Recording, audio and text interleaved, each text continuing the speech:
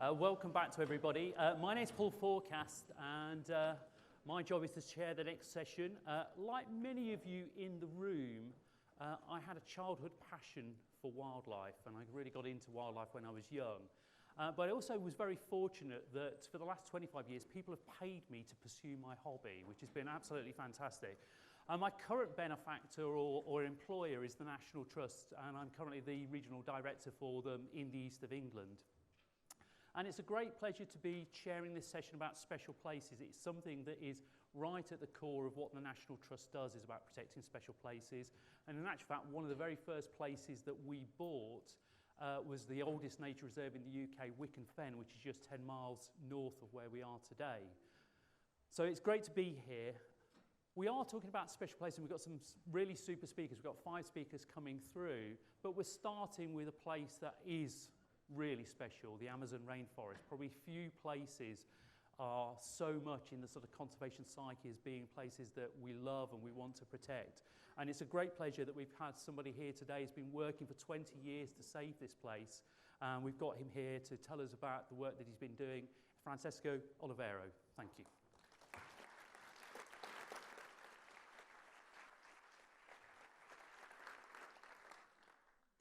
Good afternoon, everyone. It's a great pleasure to be here to share what I've been doing, but not just me, but Brazil been doing in the rainforest in Brazil. But before I go to the Amazon, today, of course, is a special day. It's the 22nd of April. But for us in Brazil, it's even also a special day because 517 years ago, the Portuguese arrived in Brazil, exactly today. And then, what they found in Brazil, these people living there in harmony with nature. And what they found also, lots of natural resources. This one is the first ever tree that they started to explore in the Atlantic forest, because they started the colonization in Brazil from the coast. And from that's the result of 500 years of exploring the Atlantic forest. Well, we are supposed to be here to tell good stories, not bad stories. The good news is that despite the fact that we lost lots, we have only 12% of the Atlantic forest, we've learned a lesson. It's better to keep forest instead of having to restore it. And that's where we move to the story of the Amazon region. I was talking about this region here, and now we are moving to the Amazon. And if we move to the early 90s, that was the front page of Times magazine. Can the rainforest be saved? Well, the numbers that we had at the beginning of 2000 was showing us that maybe not. And if we were having this meeting at that time, most of people would say it's not possible to save the rainforest. But the main drivers of these changes in the Amazon region are cattle ranching, occupying 63% of what being deforested, and 6% is agriculture. The size of this challenge, you can have a look. This is just the Amazon region, and most of European countries you can put inside the area. That's a big challenge that we have ahead. And for that, most people would say, impossible. And for us, at that time, we said, no, it's not impossible. Impossible is a word used by those who prefer to leave the world as it is, instead of using the power they have to change it. And we started to change it. The time that I have here, I cannot tell you 20 years of what we've been doing. I'm just going to highlight 6 points, very important points for us. The first one, this is the second one, but this is the first one. In 2003, the Minister of Environment at that time, she went to the President of Brazil and she said, the environmental problem in the Amazon region is not just an issue for the Ministry of Environment. Well, that's what she said. And he said, okay, let's do something together. And then we started to build an action plan, not just with the Ministry of Environment, involving all other 13 different ministries from the Brazilian government. And we ended up with an action plan. And another thing that was very important for that was to have a monitoring system. We need to know what's going on in the Amazon region. We had one. Once a year we had information on what was going on in terms of deforestation. But if we want to stop deforestation, we need to have something more often. And we asked the Brazilian space agents, we challenged them, and they developed a system that we have information on a daily basis. Every single day, we have new information on deforestation in the Amazon region. This is what they do with the satellite images that we get. What you see here is forest with some clouds. Can you see something there? No. It's very, yes, you can. You can see the forest and some clouds and the shadow of the clouds. But after doing some treatments of processing this image, this is what we can see. It's exactly the same area. I'm not changing the area, it's just after some processing we can see some roads that go under the canopy of the forest. They try to hide, the offenders, they try to hide what they are doing all of the time. We can have also maps, because I show you the Amazon region is too big, and the red areas represents the hotspots of deforestation. So we don't have to go everywhere in the Amazon region. There are hotspots. We can focus our ground operations to the right places. And from that, we move to the third, monitoring system. So we need to go to the ground. And who is going to do that? The environmental law enforcement in Brazil, but not alone, with the support of many different forces in Brazil. And what they do is put together the maps. This is the GIS guy, the remote sensing guy, talking to the law enforcement. And after doing some planning, they go out with the helicopters. They go out with over 3,000 officers along the year. It's just the law enforcement from the environmental ministry, the federal police, the army, and the special forces in Brazil, all together working to tackle deforestation. And then we go to visit the deforested areas, we go to the sawmills, we go day and night. Sometimes we are doing on a day, during the day, and they start to go and do things, and the offenders use the night. So that's why we had to do day and night barriers along the roads in the Amazon region. Sometimes we are flying over some areas and we see an offender or we see illegal loggers moving with trucks, we land the helicopter. There are some other situations where we are flying over the area. Can you see something there? A little bit, but the noise of the helicopter don't let you hear what's going on. There is a truck here, but the truck is not the most important one. The most important one is this, a bulldozer that can destroy the forest very quickly. But usually they are green. Why they are painting in green? Usually they are yellow, but they are painting green to fool the surveillance. Because most of the time we are flying with the helicopters. And so what they do, they try to fool the surveillance all the time. It's like the cat and the rat, all the time. And from that, sometimes when we get to the place, what we have is that they take the keys from the things that they are using, from the trucks, the bulldozers, the camp areas, they just run into the forest. And by law, we can destroy everything that they are using for illegal activities. It's possible for us to do that, and it's necessary because they will feel in their pockets the force of the law enforcement. But it's not just tackling deforestation. Another important thing, and the fourth point, is we had to create new protected areas. And in the 2000s, Brazil created 3/4 of all protected areas in the world. And this is the amount of area created, 250,000 square kilometers of new protected areas, and 100,000 of indigenous lands demarcated. Well, this is too much or no? Again, Europe map. This is the area that we protected as protected area in Brazil.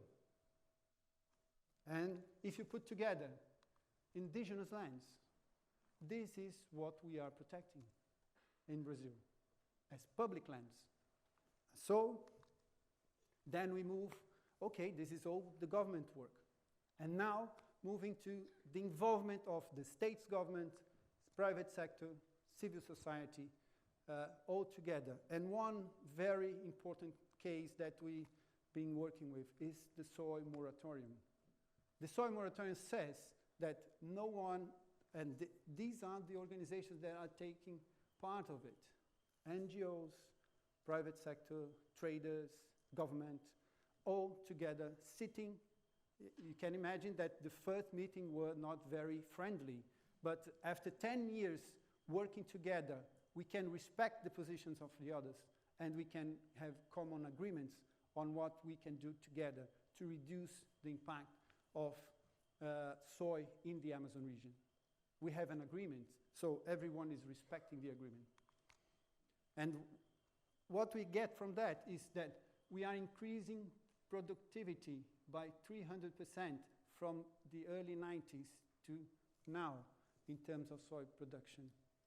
But in terms of area that we are increasing, is 190%. So we are producing more in less area, which is very important if you want to save and if you want to balance conservation with production. And the final point is number 6, is an innovative mechanism that we developed with, mostly with the Norwegian government, the Amazon Fund, where from all the things that we've been doing, all the results that we already achieved, the Norwegian government paid Brazil $1 billion for what we've already done, not for doing something else, but what we already done. And then, that's the result. We started all this thing in 2004, and now we are 2016, 72% of real reduction in terms of the pace of deforestation in the Amazon region. For us, it's a great result, but there are still challenges ahead. As you can see here, it's going up again, slowly, not as we had here, but it's going back, it's coming back. But we are doing a lot of work, and we are working together in Brazil to make it not happen. We want to keep the level of deforestation under control. And the other thing that is the second challenge that I wanted to highlight, the first one I already mentioned, and we need to intensify recovery. In the Amazon region, as I showed at the beginning of the presentation, also in the Atlantic forest, in all biomes in Brazil. But the other important thing that I would like to mention is this one. We have to put together. There is space for production, to increase production, and to protect. Not to one extreme and not to the other. We have to find something in between. We have to find a balance between these two things, and it's possible to find that. And if I would summarize everything that I've said for you in these few minutes in just one single slide, it would be this one. With that word, commitment, and commitment of the skills of many different superheroes that we have in Brazil. Not just in Brazil, because lots of people are helping us in doing what we are doing in Brazil. But these were some of the superheroes that I had when I was a child. My superheroes now are these guys. These guys, sometimes, I know some of them, not all of them, but sometimes they spend 3 to 4 months away from their families in the middle of the jungle fighting deforestation. These are my superheroes for today. And to finish, as David Bowie said, we all can be heroes, even if it's just for one day. And this is, you can be heroes too. We've been saying this all day. You can be heroes, even if it's just for one day. Thank you very much.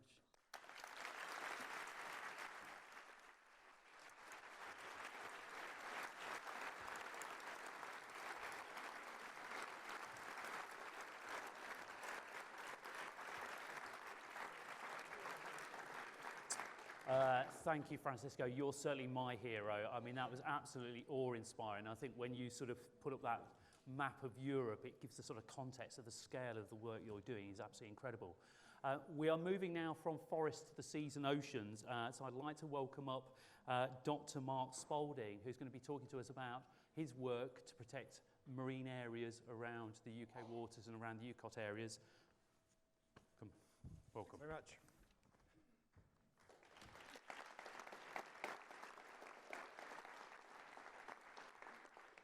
It's not really my work, it's like everyone else, it's thousands and thousands of people's work. I've got a slight problem with the name we have for our planet. Why on earth is it called Earth? It should be called water, and we're kind of familiar with the idea that it's 70% water, but actually if you think about the living space of the planet, the average depth of the ocean is 3.7 kilometers, so the livable space where fish can swim and so on is more like 99% of the planet is water. So let's call it water from now on. So I think this vastness of the ocean and the distance of the ocean from a lot of us has made us a little bit maybe complacent about protecting the ocean.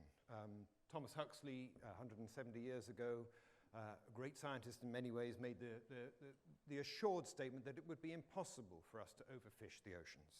We couldn't do it. There were so many fish there, it was inexhaustible. How wrong he was. The oceans aren't in a great way.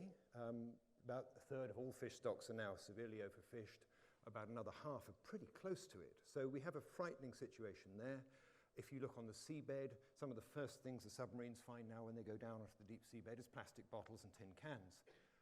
Many of our river mouths are now clogged up with dead zones where there's so much bacterial action, there's no oxygen left, so the fish and other animals can't survive anymore. So we have quite a worry facing us in the oceans.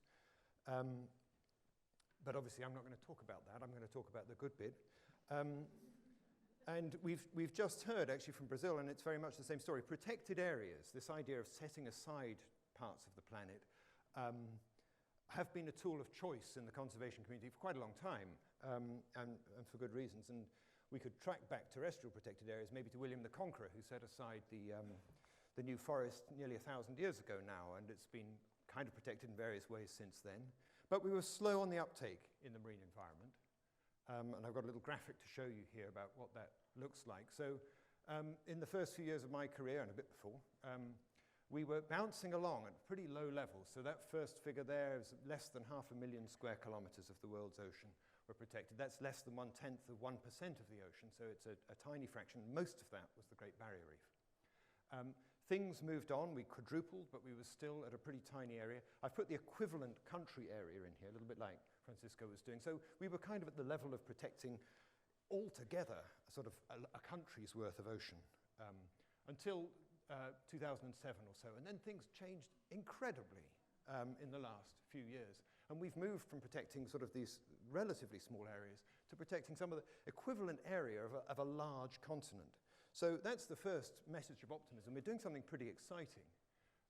This is still only about 5% of the ocean, so we've got a long way to go. But the rate of growth is enormous. These numbers are put together by Cambridge's the UNEP World Conservation Monitoring Centre. They had to update their numbers twice last year because towards the end of the year, the marine protected areas increased so much.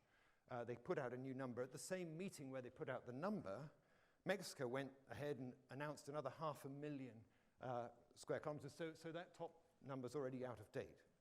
This is moving quite fast, and it's really exciting. The spread of this is global. There's a lot of marine protected areas all around the globe. Most of it is focused in what we call the EEZ, the Economic Exclusion Zones, which is the green halo around all the countries. These are the places which countries can control. They're owned by different countries. We've got a bigger challenge in the high seas, the white bits.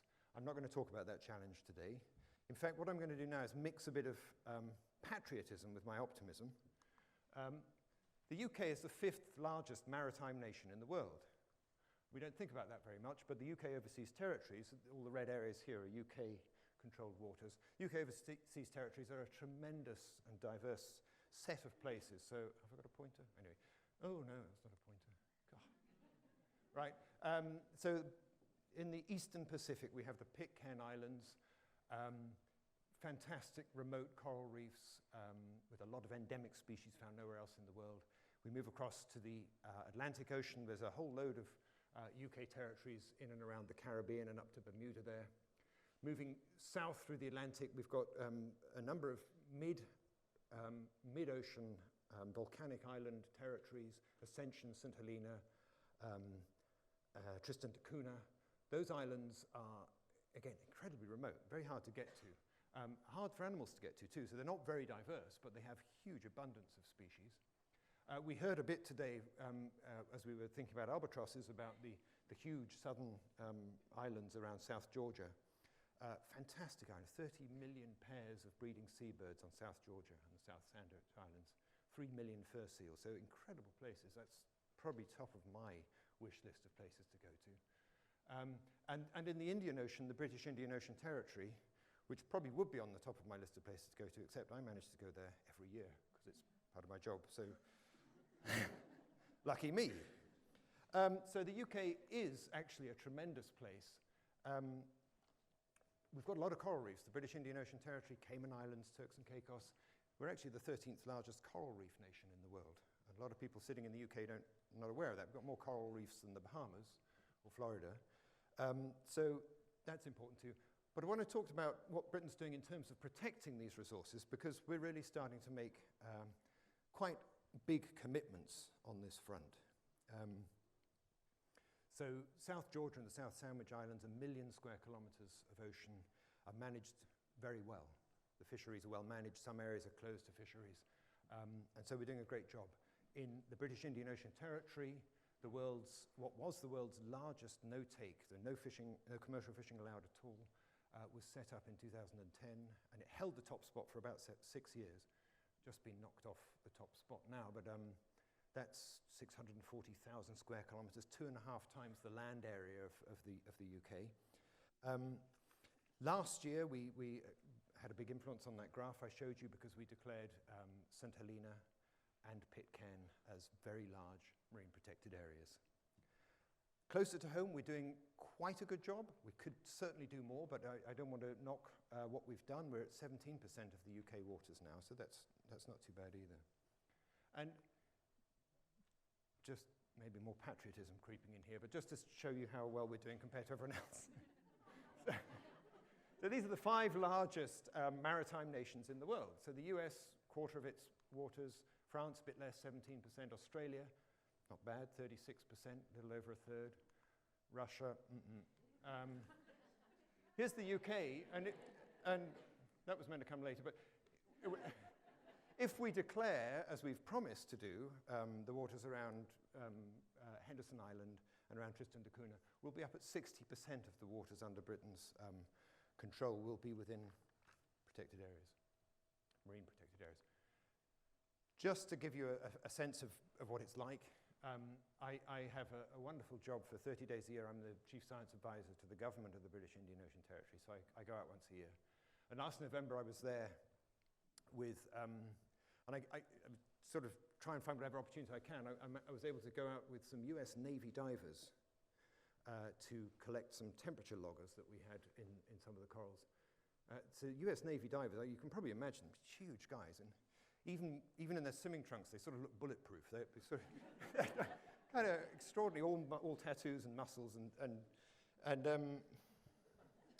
one of these guys One of these guys, Dan, the head of all these, he came up out of this dive. I can't do an American accent, but his eyes were sparkling. He said, I've never seen anything like it. This guy has done thousands of dives in the most remote coral reefs in the Pacific Ocean. He said, never seen anything like so many sharks. He loved it. If you could devise, and I hope we don't ever, devise a net that could sort of scoop every fish off the reef, and you took a hectare's worth, 100 by 100 meters fish off the reef, and weigh them all in gigantic weighing scales, you'd have about 8 tons of fish in Chagos. The next best reef anywhere in the Indian Ocean, you get 1/6 of that. So it's just got a phenomenal amount of fish and sharks and so on. It's a wonderful place.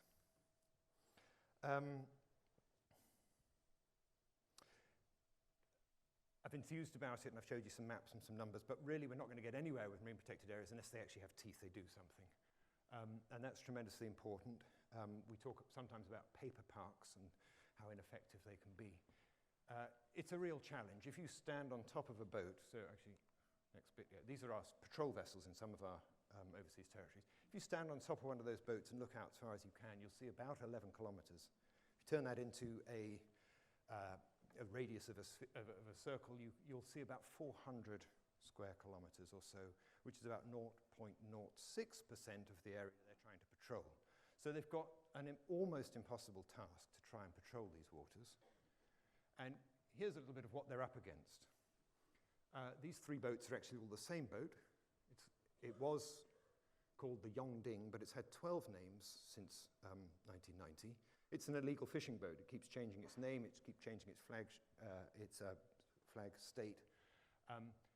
It won't be fishing in Chagos waters. It's probably fishing in it's almost certainly been into South Georgia waters, illegally fishing. So we have to catch these boats somehow, and it's a little bit like a needle in a haystack. But another optimistic story, which I just want to briefly tell here, is that I think we're moving into a new phase of trying to police our oceans.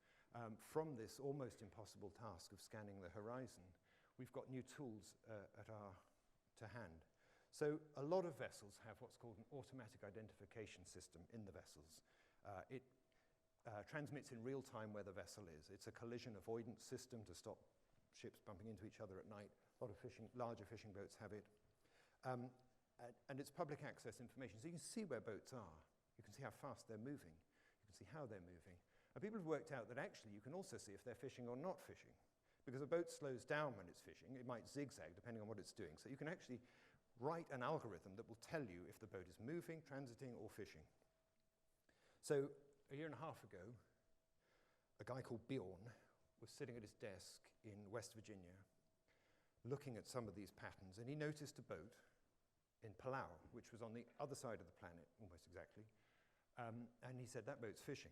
And he knew enough about Palauan fisheries that that boat shouldn't have been fishing. So he contacted the Palau Coast Guard.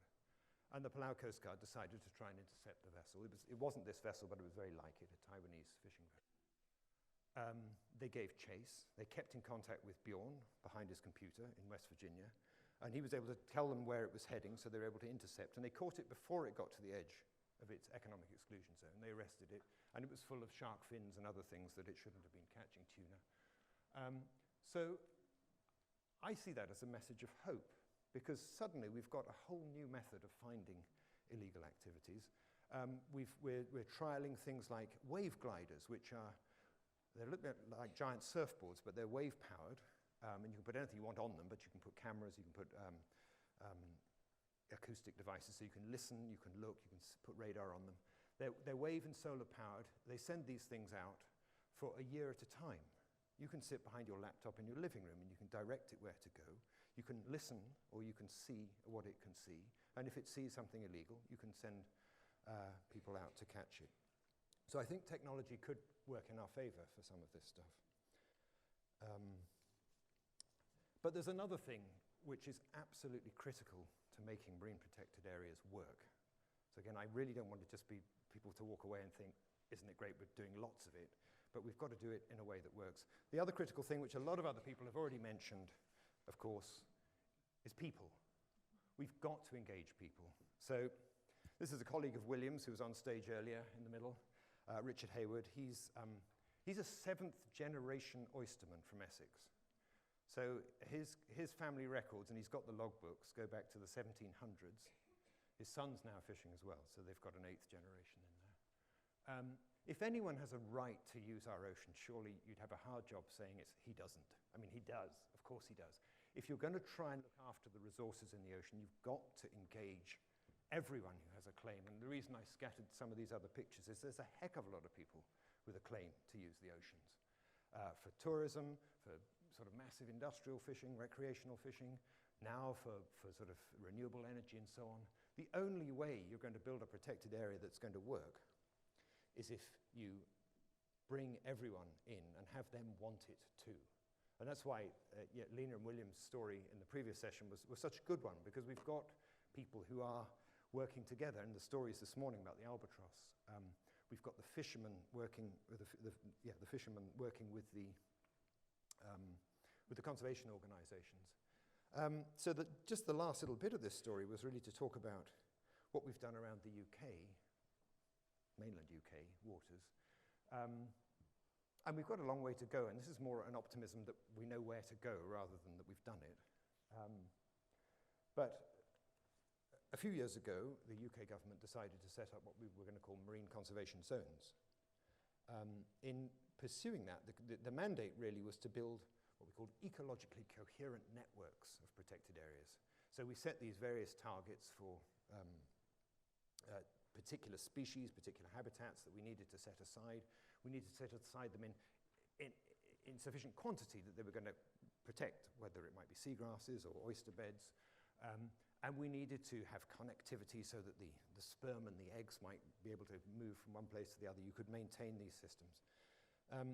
But the job was to actually engage the crowds of people who have an interest, a genuine and important interest. And I was talking to Sue Wells, who was part of that process, and she's here in Cambridge, about how they did it. And just for the southeast of England, the negotiation process to try and get these things designed, they had, over the course of just over a year, they had 50 or 60 meetings. Those meetings needed mediators because some people hate other people and you've got to try and get them all to agree on things. Not easy at all, but through that course of 50 or 60, they came up with this list of marine conservation zones, and that was repeated around England and Wales. They came up with a lot of recommendations. Of course, the government let us down in some ways. They didn't declare them all, but they have now declared 50 of these marine conservation zones. And because of the engagement process up front, there was really good buy-in. So I think that's my final sort of messages of optimism is that really the UK, perhaps reluctantly or perhaps quietly, is actually now something of a leader in marine protected areas. I think we need to do more. My feeling is we are making great strides and we know the path ahead. And I want to move not just from us doing the right thing, but for us to reach out and help others to do the right thing. Thank you very much.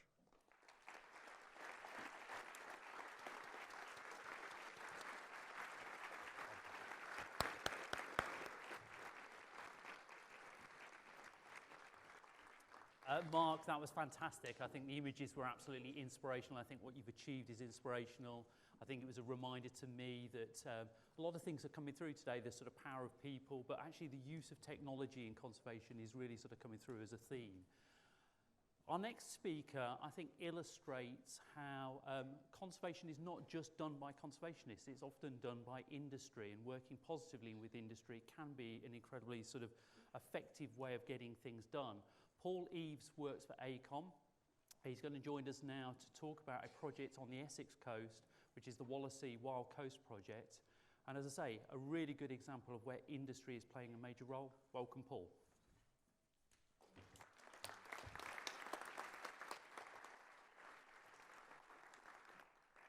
Okay, thank you, Paul.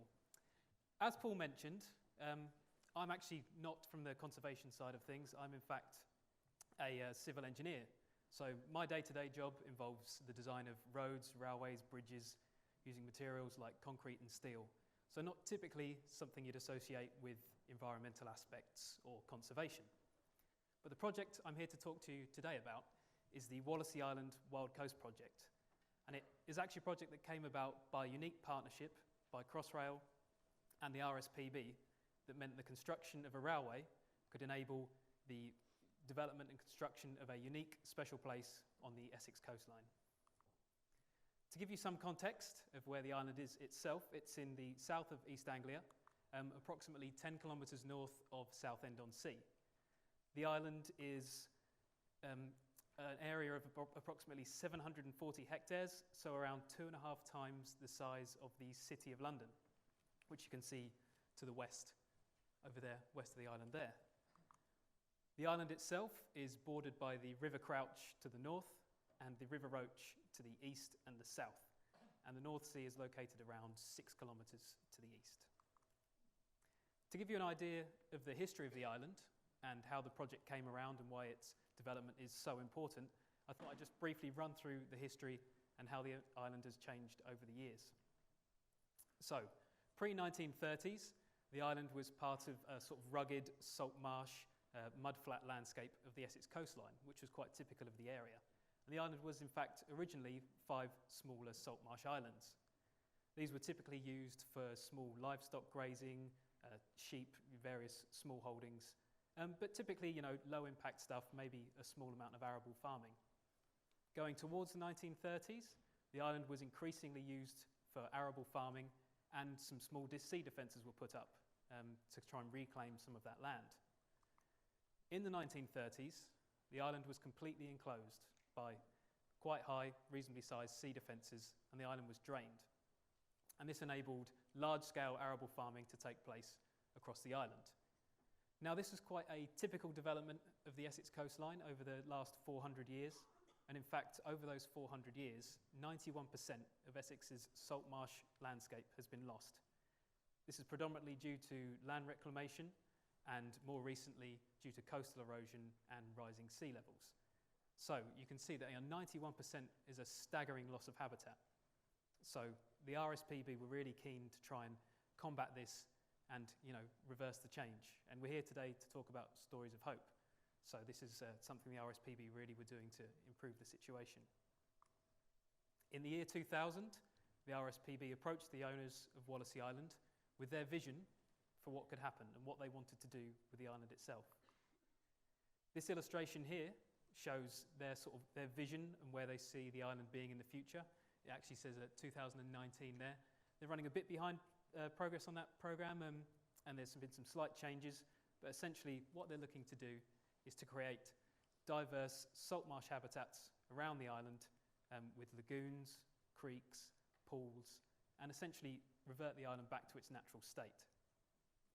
So when the RSPB started talking to the farmers in the year 2000, they both agreed that this is something that they could get together with and get on board, and the RSPB agreed an option to buy the island.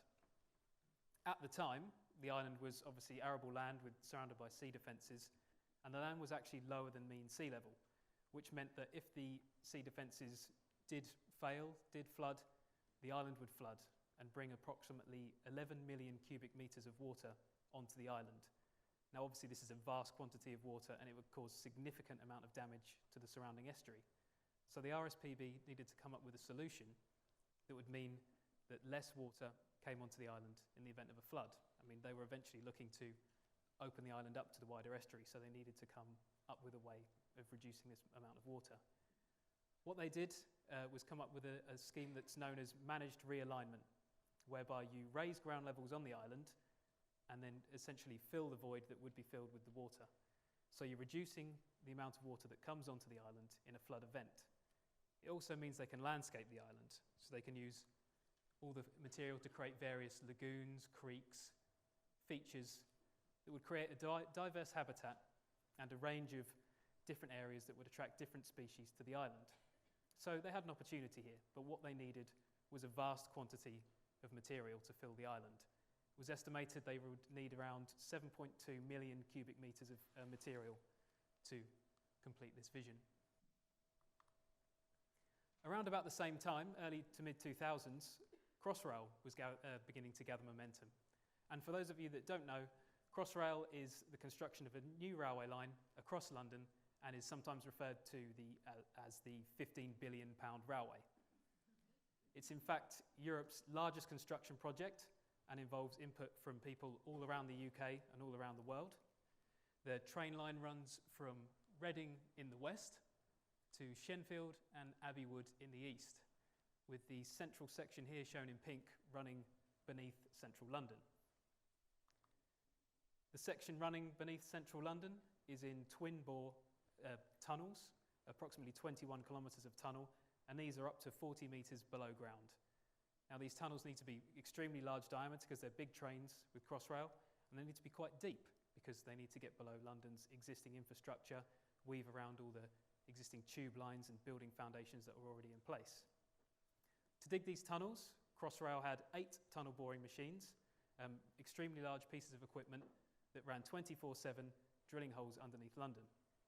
The longest tunnelling drives were from the west at Royal Oak towards Farringdon, and then from the east at Limo, also towards Farringdon. Here we can see one of the tunnel boring machines. Now, these are very impressive pieces of equipment. They're around 7 metres in diameter, each weighing around 1,000 tonnes. So we're talking extremely, really heavy, expensive pieces of machinery that we as civil engineers like to dangle in the air for fun. So here you can see this is actually Elizabeth. All of the tunnelling machines were named. There was a competition. You could put your oar in to name the machine. And this is Elizabeth, and this is the Limo Peninsula shaft. So this is one of the machines being lowered into the shaft here, ready for tunnelling. And you can see Victoria sitting in the background, ready to go next. Very keen. So here's one of the tunnel boring machines breaking through into a pre-made station box. This is around about 20 metres below ground. You can see all the keen engineers here around the tunnelling face wanting to have a look. And what this really demonstrates is these are vast machines ploughing through the ground beneath London in 21 kilometres of twin-bore tunnels, 7 metres in diameter.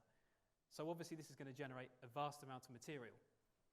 At Crossrail were looking for a way where they could use this material for a beneficial reuse. They didn't want to see all of this material go to landfill. They also wanted to find a way where the material could be transported away from London without using it on the roads. London's already a very congested city. It's got very high levels of air pollution. So Crossrail really wanted to avoid putting the material into trucks and sending it to landfill. It's not the aim they wanted. So around this time, the RSPB are looking for a vast quantity of fill material. Crossrail are they'll have a vast quantity of fill material. They want a home for it. So the two came together in a unique partnership that enabled the Wallasea Island project to take place.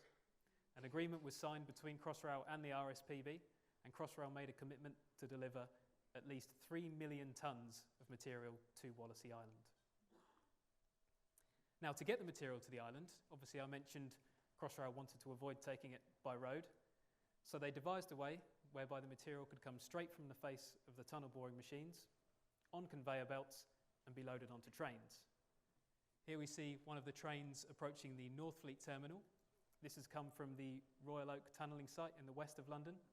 It's actually been transported all the way along to the River Thames in the east of London. At the peak of tunnelling, approximately 5 train loads ran per day to keep up with the quantity of material coming from the tunnel boring machines. So you've got 2 machines running 24/7. So it was a real battle to keep the material moving and make sure it didn't pile up. They were very congested sites. So here you can see the material arriving at the Riverside Transport Dock, and here it's loaded onto ships. There are up to 5 ships working on the Wallasea Island project, and these were loaded in London. There was a few sites, the Docklands Transfer site in Northfleet here and one at Limo, where the ships were loaded and then the material sent round to Wallasea Island. Once the material and the ships arrived at Wallasea, they were unloaded using a purpose-built pontoon. This is a temporary facility and had, as you can see, some large grab machines which took the material and loaded it onto a 800-metre long conveyor belt. So 2 ships were able to dock at a time, and this is a 24/7 operation. They had to work around the tides to make sure the ships could get in and out. Obviously, they didn't want to be dredging channels for this area. They wanted to be as low impact as possible. And then the material was loaded onto conveyor belts, joined at a central point here, and ran across the existing salt marsh onto a stockpile location here. Part of the design of this was obviously had to be quite sensitive to the surrounding wetland. This is already an existing wetland, so they didn't want lorries and trucks and things moving up and down here, so a conveyor belt gave them an option that would transport the material onto the island in as low impact way as possible. Now, once the material was on the island, the fun began. The RSPB had the vision of this wonderful wetland with creeks, islands, lagoons that would attract various species of birds. And they really wanted to make the most of this.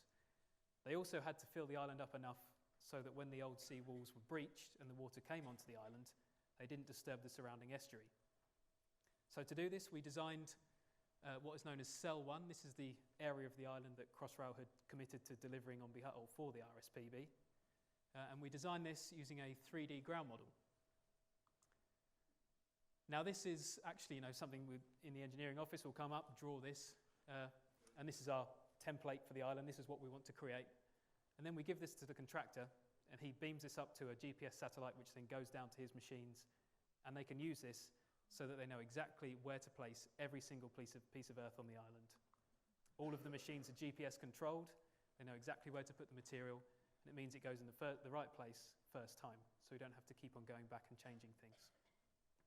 As you can see, we like to paint our machines yellow, not green, so we're not hiding them. They're in place, so we know where they are at all times. Now, this is a picture of Cell 1 during construction, and I mentioned that Wallasea Island is around 740 hectares. Cell 1 is, in fact, around 170 hectares of that, and it's a vast, vast scheme. To give you some sort of idea of the scale, I've circled here what appears to be a small dot just somewhere on the island. That is, in fact, one of these 25-ton dump trucks. So we're talking a huge scale. These would run up to 2 miles up and down the island, delivering material, making sure it was in the right place. So it really was a vast engineering scheme. By mid-2015, the tunnelling had finished and all of the material had been delivered to Wallasea Island. Here we can see Cell 1 in its near-complete state. Starting to green up in some areas, but you can kind of get the idea that we've got a wetland here. Another key aspect of Cell 1 was this new embankment that runs here. And this is a brand new flood defence embankment. That means when the old sea walls are breached and excavated, you can see a breach location here, one up here, there's one further north. What the new flood defence embankment ensures is that when the sea comes in via these breaches, that the rest of the island and the rest of the Essex coastline is protected. So this is a brand new flood defence embankment, and it's a new flood defence for Essex. On the 11th of July 2015, the island was breached. There were 3 simultaneous breaches working right up against the tide, so the contractor had to carefully plan the work to make sure that when the machines were in place and excavating the final bit that they didn't get caught out. But here we can see the island at high tide, and it really gives you a good impression of all the various islands and lagoons and things that have been created and how it really fits in to the natural habitat. This is the first time the island would have been flooded in over 100 years. So allowing water back onto this previously claimed area has really sort of changed the island back to the natural state. These pictures were taken over the last year, and you sort of get the impression of how the island is settling into the surrounding habitat and really becoming to be a natural wild coast. It's the Wallasea Wild Coast Project, so this is what we really wanted to achieve. The island's become home to several birds, redshank, avocet, dunlin, so it's really achieving what the RSPB wanted. Also, visitor numbers to the island have exceeded expectations. Over the last year, they've had 21,000 visitors, and that really is a fantastic achievement, and they only expect that to increase.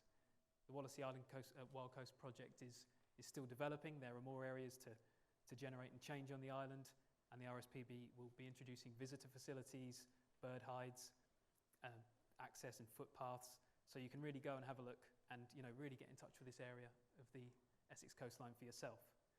Further to the east, not quite shown in these photos, they've also installed a series of creeks and lagoons and flow control structures to enable them to move water around the island and create various different habitats. They've also created a water vole habitat. So other projects in the area, such as the London Gateway Port, that are displacing animals, can bring them to Wallasea Island and give them a new home. So it really is a resource that the whole engineering industry and development industry are using as an example of what can be done and a great home for wildlife. And here we see the entire island. So we have Cell 1 to the east. This is known as Cell 3 and Cell 5 here. So these are the areas where they've put in more salt marshes and the water vole areas. But there's still this whole area here to be developed. And the RSPB are looking at plans to develop this area and keep on growing the Wild Coast project. So to summarise, the Wallasea Island Wild Coast project demonstrates how through forward planning and intelligent partnering, major infrastructure projects can repurpose their waste materials to be a valuable resource. And we can do this on a vast scale. It's hoped that the project will act as a benchmark and encourage project planners in the UK and around the world to embrace sustainable and innovative procedures and ideas. This is something that was born out of necessity. Crossrail had all of this material and they needed somewhere to put it, and the RSPB needed the material. And what you need to do is bring these two parties together, and this won't be the only available opportunity to do this, so hopefully it can act as a standard across the world. Projects like this can benefit both the environment and the economy, and it's something that we hope will really generate a lot of interest. Okay. Thank you very much.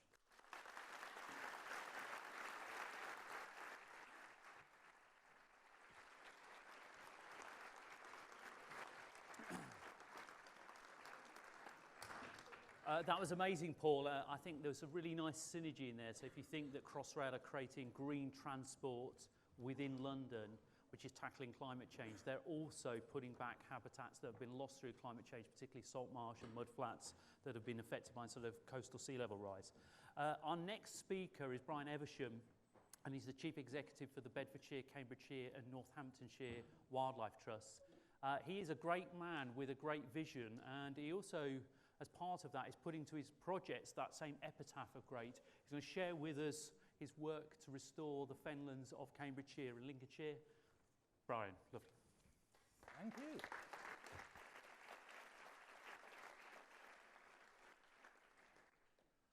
Good afternoon. First thing I want to say is I give an awful lot of talks to natural history groups, to Wildlife Trust local groups, occasionally even RSPB local groups. This is the most diverse and the youngest audience I've spoken to in years. That gives me great optimism. Thank you all for being here. What I want to do in the next 10 minutes or so is to describe how the fenland landscape came about, what people have done to it over the last 7,000 years, and what we're looking to achieve in the next 10, 20, 50, 100 years. Once upon a time, 13,000 years ago, the ice sheets came down to the North Midlands of England. The Great Fen, Wicken Fen, would have been on tundra on permafrost. And then, at the end of the Ice Age, within perhaps as little as a decade, the temperature rose by perhaps 15 degrees Celsius. It's going to be a pretty revolting habitat, melted tundra. This is almost a picture of Cambridge 13,000 years ago. We can make it a bit more Cambridge-like. I think that gives you it. And it was wet. And the following 13,000 years have been very diverse. There have been periods of low sea level when the area became covered in massive areas of forest. The forest flooded, it dried out again and a different forest arrived. I'll say a little more about the forest before I go further. For me, I think my favourite time to have been in the fens would have been about 5,000 years ago when raised peat bogs would have dominated a large part of the area. Imagine networks of sinuous river channels between which there were domes of acidic peat. That peat is caused by a magical plant called sphagnum bog moss. Sphagnum is one of the few plants which totally transforms its own habitat. It strips nutrients out of water and replaces it with humic acid. And it has a sponge-like structure which has a couple of properties. One is, if you walk on the surface of a bog, you are walking on living material with less solid matter than in a bottle of milk. It's very nearly solidified water.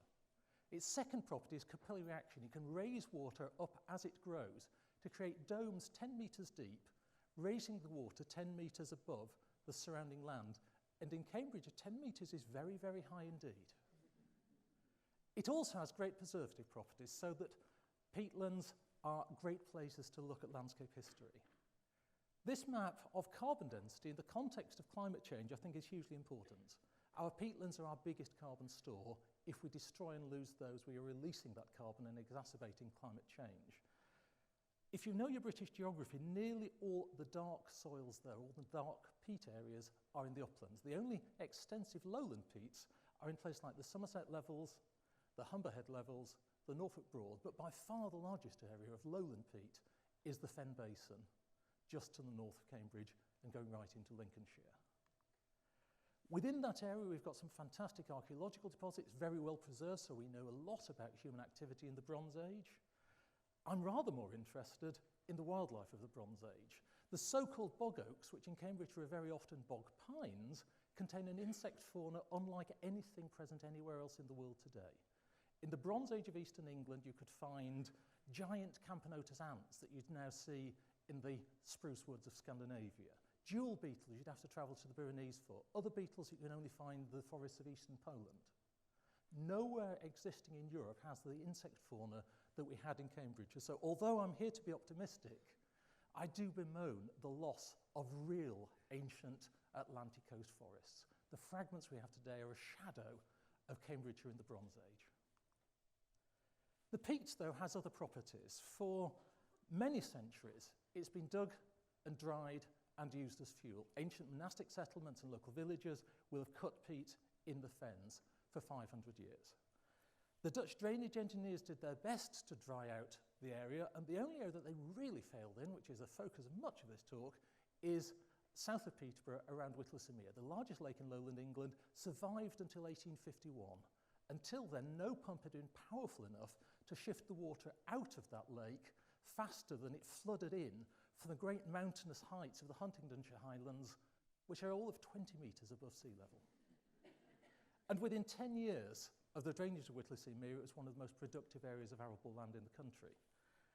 The man who drained Whittlesea, William Wells, had the vision to recognise other changes were going to take place. The Home Fen post, the post itself is actually one of the columns which supported the Crystal Palace at the Great Exhibition, was hammered through the peat into the underlying clay so that the flat plate at the top was level with soil surface in 1851. Within 20 years, the peat had shrunk by 2 metres as the water drew out and the peat collapsed on itself. The lower 2 metres took about a century to disappear through decomposition and essentially turning peat into carbon dioxide, another trigger for global warming. The loss of that fen habitat was so great that by the turn of the 20th century, one man, Charles Rothschild, who was an influential contributor to the early days of the National Trust as well, Rothschilds recognised if we do nothing, we will lose the whole of the fenland wildlife habitats very rapidly. In one sense, Rothschild's big idea was actually nature reserves, managing land for wildlife rather than trying to protect individual species. He personally purchased a large part of Woodwalton Fen and a chunk of Wicken Fen as nature reserve. In those days, primarily as a private reserve where he and his mates could go look at butterflies and other insects, but I'm not complaining about that. But that gives us islands of surviving fenland habitat in that arable sea. We have lost a great deal. Cranes disappeared several hundred years ago. The British race of the large copper became globally extinct in the 1820s. Cambridgeshire lost its swallowtails a century ago, and several attempted reintroductions have so far failed. And alas, the yellow form of the early marsh orchid could be globally extinct within 20 or 30 years. There are about 30 flowering plants of it in Britain these days. It's on its last legs if we don't do something. My optimism is that most of these species have a future. Now, fenland drainage in agriculture isn't the only big change that's affected lowland England. We've carved up the countryside with our transport networks and with our industrial and housing developments so that wildlife habitat is more and more fragmented. And back in the mid-1990s, my predecessor at the Trust, Adrian Colston, wrote a short paper in Ecos. This is you may have seen it before. This is the Google searches for English counties.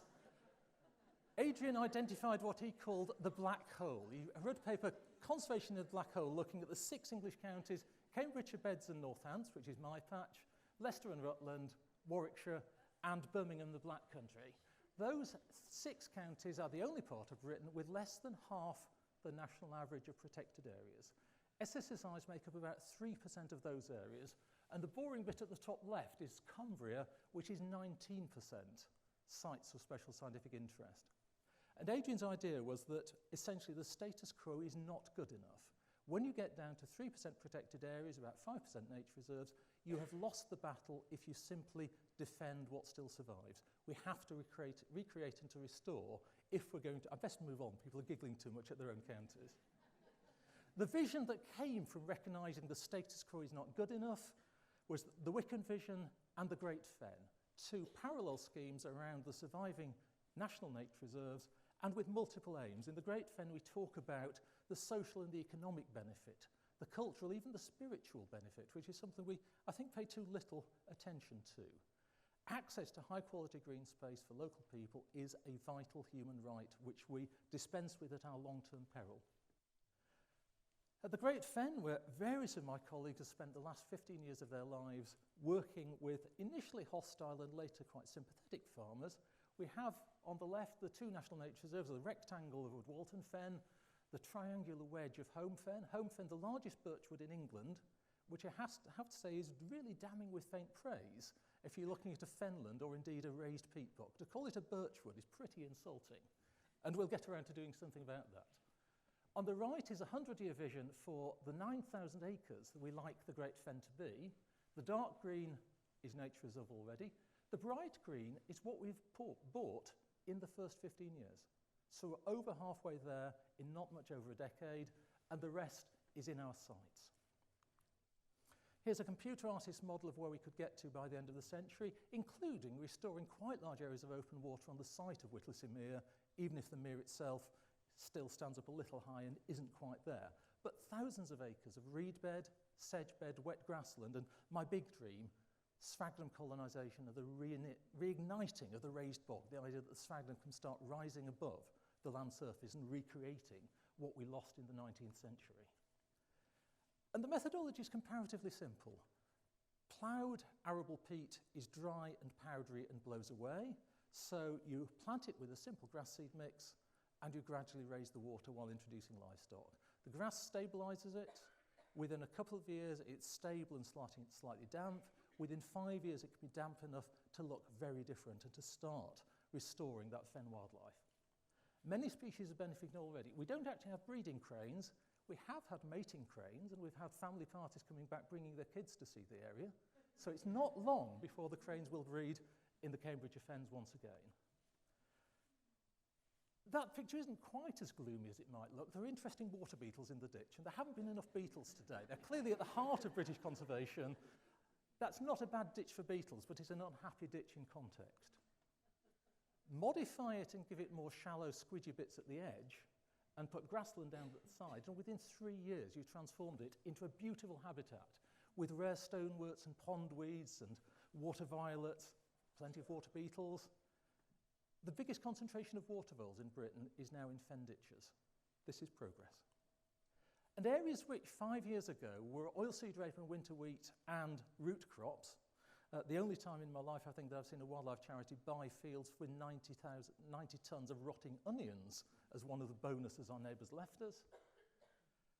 And within 5 or 10 years, you go to wet grassland, the rushes are in there, so the sedges are starting. I have to say, from a visitor's point of view, Highland cattle are great boons. Everybody smiles when they see Highland cattle. It's livestock people love. So think on that should you ever find yourself restoring something. If those are just boring, ordinary, short-haired cows, people would think them a bit commercial. Nobody thinks of those guys as commercial. This accidental screenshot, I think, actually says more about the project than anything. This is Google Earth when it had only updated half the image. North of the line is as the landscape is today, south of it is as it was 5 years ago. That's what you're going to achieve in less than a decade with the support of the local drainage people, the support of agencies, a local council which sees this as the thing to put Huntingdonshire back on the map, a once upon a time county who wants to be a future county now has something to make it different and distinctive. Local people are starting to care. We wouldn't know whether we're succeeding or not if we didn't monitor. 1 or 2 staff, combined with dozens, if not hundreds of volunteers, can tell us about the breeding birds, the mammals, the insects, the water quality, the volume of water, and the progress that we're making. Huge scope also for long-term research on site, and we're keen to have partners. Anybody who wants to come out and do some research on the Great Fen, do get in touch. Wildlife is already benefiting very, very substantially. Lots of species that are scarce in the area are now much more abundant. New species are turning up. one that delighted me, we've actually found rare fenland beetles that were not previously recorded in the Cambridgeshire Fens, things that you'd have to travel to the other side of East Anglia for, have discovered the new habitats and are thriving there. This is serious progress. Now, this is actually a Russian artist's impression of the Great Fen in a few decades' time. You can just about make out the East Coast Main Railway line and then the A1 at the far left. It's not quite like that yet, and I have to say I'd love to think of that as a flock of Northamptonshire cranes flying in from a newly created wetland in Northamptonshire. Landscape scale has come to Britain big time. The RSPB, the National Trust, and every one of the 47 wildlife trusts are now thinking at the landscape scale. The Great Fen's unusual in that we're actually setting out to buy the land rather than entirely to work in partnership with people. Buying it means we can get it as wet as we like when we like. That gives us a lot more control. Take it all together, though, and I think the optimistic note I want to leave you with is to think, after 7,000 years of landscape degradation in Cambridgeshire, you may know the wonderful statistic, Cambridgeshire is the least wooded county in England. Most of that forest clearance had happened before the Romans arrived. We started destroying wildlife habitats a very long time ago in this area, and we've been very efficient at it for a very long time. Now, it's a little too early to tell if I'm right, but my guess is that in 20 years' time, when we look back, we will discover that at some point between about 1990 and 2010, Cambridgeshire turned a corner, and we moved from 7,000 years of habitat destruction to the time when more habitat has been created than is being lost.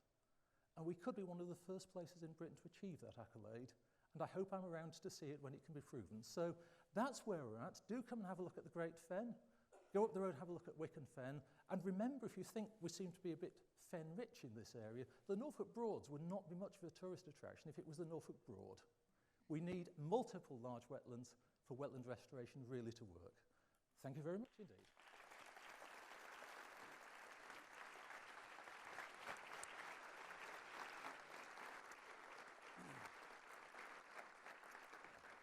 Thank you, Brian. You painted an incredibly vivid image of the loss of the fens that we've seen, but also painted a great picture of optimism about how you can restore them. We're going to go away from the UK now and go back to South America, and I'd like to invite Carolina Soto-Vargas to do our sort of final pop-up talk, which is about living with jaguars in Colombia.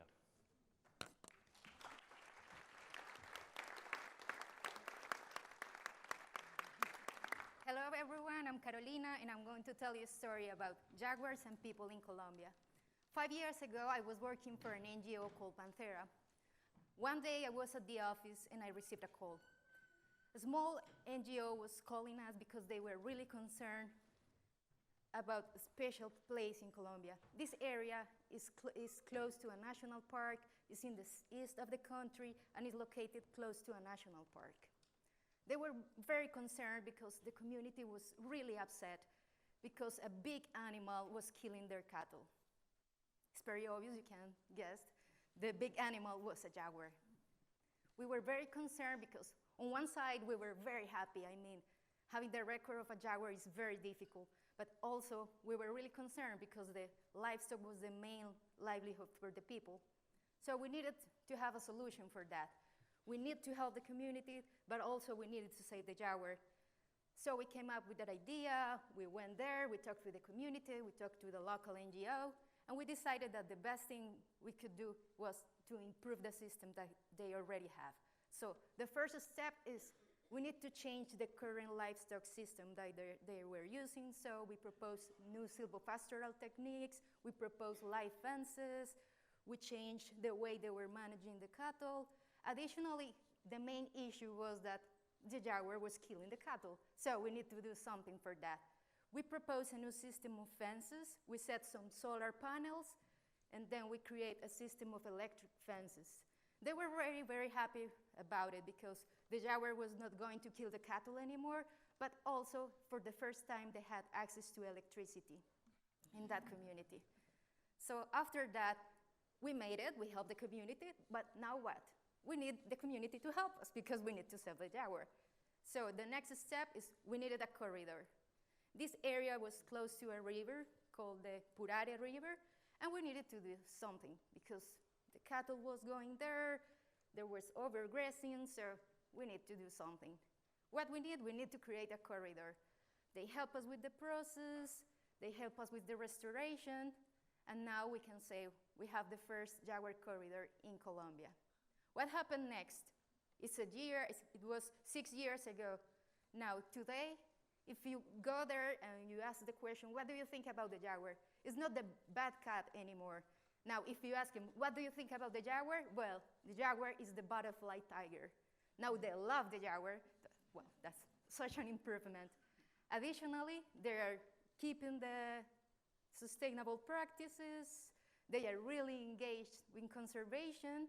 And now they are securing the corridor, and they are helping us with the main purpose that, and in that time, was we want to save the jaguar.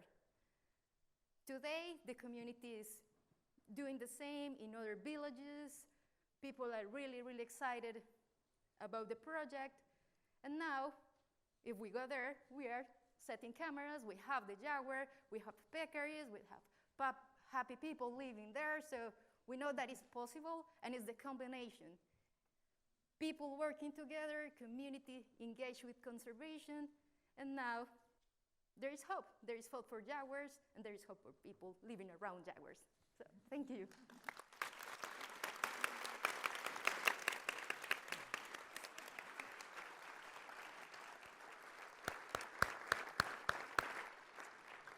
Thank you, Carolina. You've obviously got massive pride in the project that you're doing, but also instill that pride amongst that community is absolutely astonishing. I'd like us to thank the 5 speakers that we've had today. They've been extraordinary, and I've been really impressed with those. So if we could just give them a round of applause.